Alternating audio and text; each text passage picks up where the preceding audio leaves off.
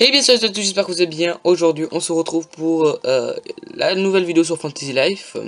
On sera peut-être la quatrième vidéo de la semaine, je ne suis pas sûr. Ou alors elle sortira soit le dimanche soit le lundi. Selon mon temps, voilà. Donc on en était revenu, donc la dernière fois on avait assisté au début de l'avant-dernière je crois la saga du Lunaire. Donc on approche de la fin.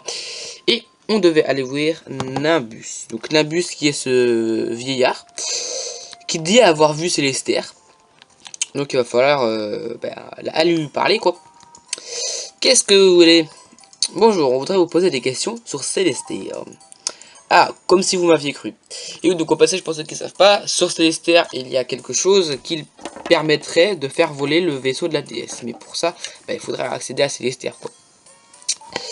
Dès que je commence à parler de Célestère, les gens me rient au nez. On n'est pas venu pour se moquer de vous. S'il vous plaît, on veut vraiment savoir plus. Je vous en prie, parlez-nous encore un peu de Célestère. C'est bien la première fois que quelqu'un fait tout ce chemin pour me demander ça. Bon, tout ce chemin, on a juste traversé Castel. Franchement, c'est pas très long. Très bien, je vais vous en dire plus. Ça s'est passé alors que j'étais également plein de rêves. Jamais je n'oublierai cette nuit d'orage. De menaçants nuages cachaient Célestère de leur ombre. Le tonnerre grondait si fort que la terre en tremblait. Un jeune héros qui guidait ce vaisseau, d'une main experte face aux éléments déchaînés. Le nom de ce jeune homme était Nimbus. Nimbus l'intrépide, le vif, Nimbus le rebelle, idéaliste.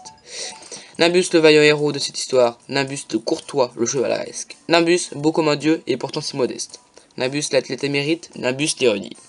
Nimbus le cordon bleu, Nimbus le conteur de génie. Nimbus l'éblouissant, que dis-je, le tombeur de ces dames. Bon, ils se vantent un petit peu, hein. On dirait que ça va être une longue histoire. Ah oui, c'est carrément dormi. Et voilà la jeunesse. En gros, Célestère est quelque part dans Reveria. Non, pardon, comme c'est gênant. Je faisais un beau rêve. Ah, d'habitude, c'est moi qu'on traite de rêveur quand je raconte cette histoire. Je ne suis qu'un vieillard qui s'accroche à ses rêves. Je n'ai même plus d'apprenti pour me motiver. Ça veut dire que vous aviez des élèves avant? Oui, jadis. Et pas qu'un seul. Mais plus personne ne veut voler à cause de ces satanées pierres du chaos. Mes élèves m'ont tous abandonné, un par un. Même le dernier est parti il y a très longtemps. Et avec lui, mon espoir de le voir trouver un chemin vers Célestère. C'était un élève si doué que ça? C'était un as. Depuis sa plus tendre enfance, il avait l'habitude de venir jouer dans mon atelier. Un jour, je lui ai appris à piloter un aéronef. C'était juste pour plaisanter en fait. Mais ce petit farceur a attendu que je tourne le dos et est parti faire un tour avec.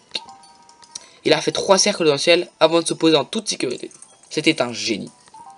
Mais il est parti il y a longtemps. Il avait pourtant dit qu'il reviendrait. Je l'ai attendu, mais je ne l'ai plus jamais entendu parler de lui. Il a dû se lasser du vieillard que je suis.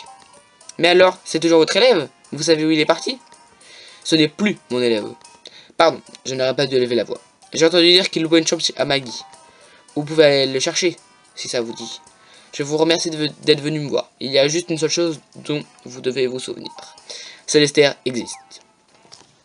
Mais écoute, on te croit, mon bon monsieur. Hein. Mais bon, on n'a pas de preuves, donc on ne sait pas si ça existe ou pas. Hein. Enfin, bon, je connais la réponse. Hein.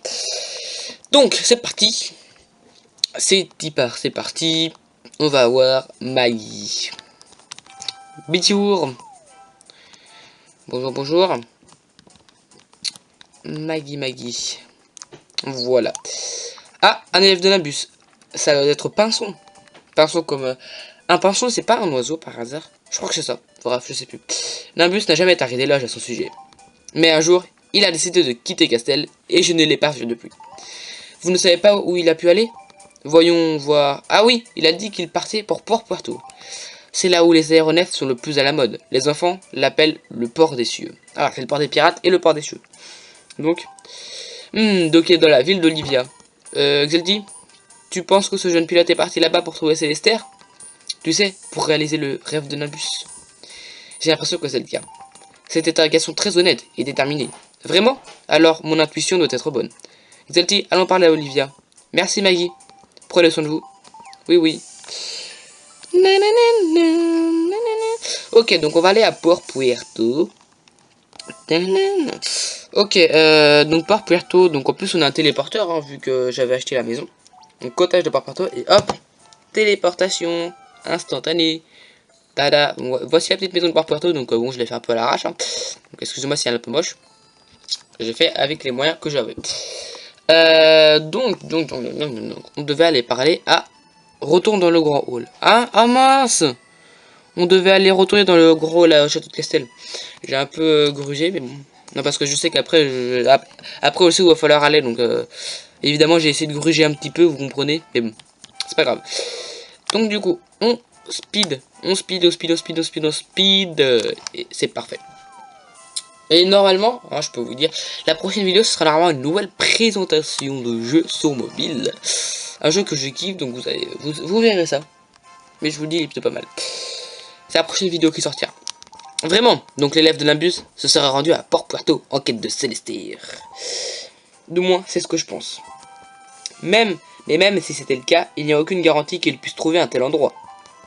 Mais je crois en l'histoire de Monsieur Nimbus. Il disait la vérité sur Célestir. Très bien, faisons confiance à ton intuition. Le congrès va reprendre. Il nous reste du pain sur la planche. Pendant ce temps, rassemblez des informations sur Célestir. Entendu, il faut d'abord trouver ce pinson.